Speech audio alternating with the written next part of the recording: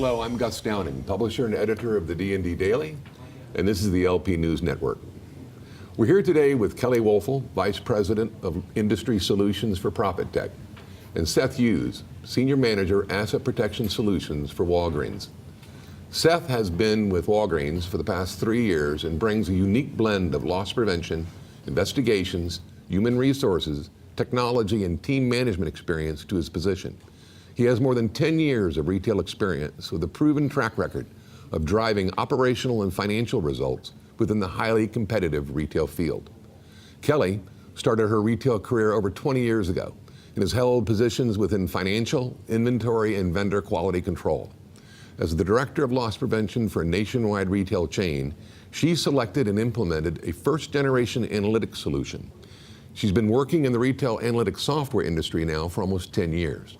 Her passion is helping retailers to improve their profitability through better execution, inventory management, and margin protection. And today's session is entitled Prescriptive Analytics Strategies to Reduce Total Loss.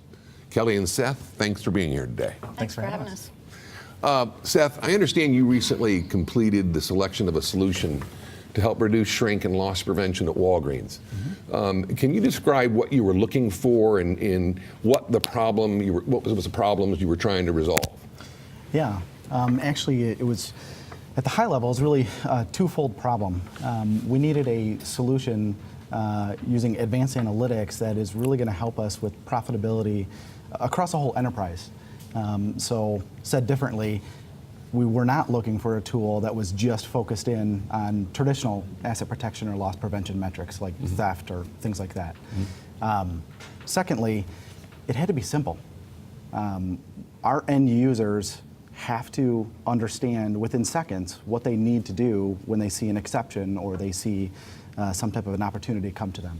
So those were really the two main things problems that we were trying to solve. So it was an enterprise-wide type of solution? Absolutely, yeah. Yes, from day one. What key features of the analytics solutions are non-negotiable? I had a very long list for you, but I decided to boil that down to really five key things.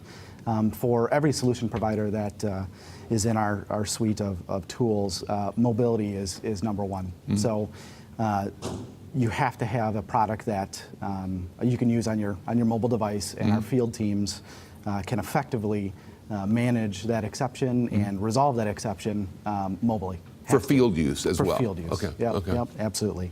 Secondly, I mentioned a little bit before, but it has to be prescriptive. So gone are the days where we're going to send a report to the field or some other type of user, and we're going to ask them to look at a report and try to understand that report and take mm-hmm. action that they think is necessary. Mm-hmm. We need to be better with that. We need to tell them exactly what the issue is within seconds, mm-hmm. Have them understand that, and then give them all the resources right there in that communication to be able to resolve the issue. Mm-hmm. We can't put a hyperlink to a best practice, right? Because that's introducing another point of failure into our processes.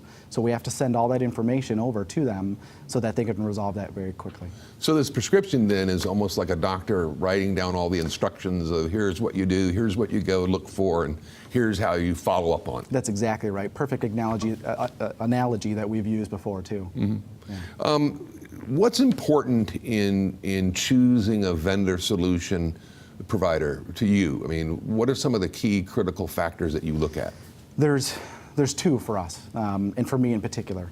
So what's critical is that I have a true partner mm-hmm. that is going to help me, that's not going to say yes mm-hmm. every time that I ask a question. That's really important to me, and that is going to be a problem solver. Mm-hmm. So in this case of an advanced analytics solution, I am not the smartest person in the room, mm-hmm. right? There are smarter people than me.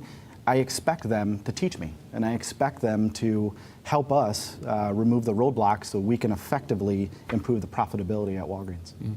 What if some of the problems or issues or predictive analytics end results aren't asset protection, they're not loss prevention, to get back to your enterprise-wide comment? Yeah. And it goes beyond the loss prevention executive's toolbox. Mm-hmm. I mean, does it go with the prescriptive information as well, and does that LP executive get outside the box and go do it? Yes and no. So if it is a field-facing piece and we decide that we want that LP executive to be involved with it, then absolutely. However, what we're already doing is we're already partnering out with our peers in marketing and our peers in merchandising and finance and accounting to make sure that they know what this tool will be able to do for them as well too. And we will send them exceptions as well. They're counting on it. They're asking for it already. Are they really? Absolutely, yeah. So it's exciting because it truly is an enterprise tool that we believe will be great. Well, and it's also educational for the field folks, field LP executive. Absolutely. I mean, they're getting copies of what you're sending to the marketing folks and the operations folks as well. So. When it makes sense, yes, but we're trying to be very sensitive to make sure that we're only giving them the information that they need. Right.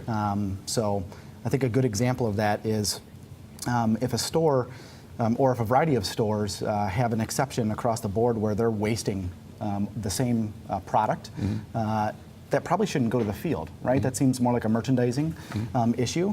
So in that case, we would send that initially to merchandising, have them understand what the issue is, and then after we resolve the issue, we would then circle back with our field teams to let them know what's happening and why that occurred and what was fixed, so it won't happen again. Is part of the prescriptive analytics side or solution, does it the follow-up? I mean, how far does it go? I mean, does it really take you to the end of that issue? And if they run into problems, does the tool help resolve them, further problems or new problems that may pop up while they're going down that process? Yes, absolutely. So one of the key elements of the tool is it's a closed loop, which means it takes you from identifying the exception to exactly what I need to do to resolve that exception, and then I get to say, yes, did I resolve that exception or not, and it quantifies it too. So it's building a business case for me every time that someone completes one of those tasks. And if they don't complete it, of course, we have exceptions for that. Right. Does the store management, when you're doing, actually doing this in the field, and it involves a specific store, and it not be a dishonest employee type situation, does the store manager get involved? Do they get to see this information and kind of be engaged with it as well? Yeah, absolutely. The tool has the ability to do that, and it just depends upon how each retailer wants to roll that out. Right. But we certainly, in the future, will be rolling that out to our store managers for simple things, especially like compliance, right? If a policy was not found, or followed rather, and they need to resolve that, that's something extremely simple that we can send to them that is going to get resolved quickly. Does it include the safety aspect at the stores? That's a good question for Kelli. It can. So what we find with safety is that often they don't have the data streams that we have other places. Right. But we have captured information around incidents, slips and falls, and we can start to give them trends in areas as well. So as long as you have the data, the system can work with it. Right. And that's one of the key aspects that we really liked about this solution is if you're looking for something enterprise, the capability of this tool to really bring in any data set and identify an exception, that's advanced analytics, right? It's not that sole focus on traditional loss prevention or asset protection. You can really bring in anything. So how long did it take to get this from the time that you started to the time it became useful, impactful? How long did it take? So we're right in the middle of our initial rollout period for it. We're measuring that rollout in days, which is something different. But we expect to have our first large dollar opportunities come across here in the next few weeks. We're very excited for it. And when did you start the process? We physically started the process about a month ago. Well, right, exactly. Physically, not the review and the analyzation, but the time that you was said, years let's ago. go. Yes. As is the case with most. Right. But the time that you started, plugging in to the time that you're going to get an end result, 5-6 weeks. Yeah, exactly. Yeah, excellent. Kelli, I know that you've had experience on both sides, both as a director of loss prevention and now as a solution provider. How do you see asset protection strategy changing today, and how is technology supporting this transition? Yeah, I think what Seth is talking about is a really good representation of what's happening in the industry.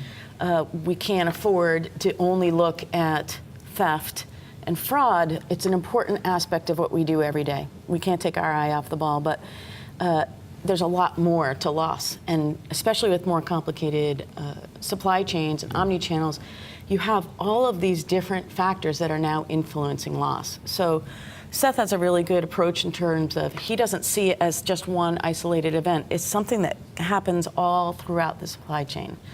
And so you have to have a tool that can also help you understand what happens throughout that whole process. I think that with what their approach is doing today, they're going to take a look at not just, we're going to be backing into those things. So it gives them the ability to really give advice to, like you were talking about, store operations, is going to see how they're impacting total loss. Another thing we like to say is the best way to reduce shrink is increase sales.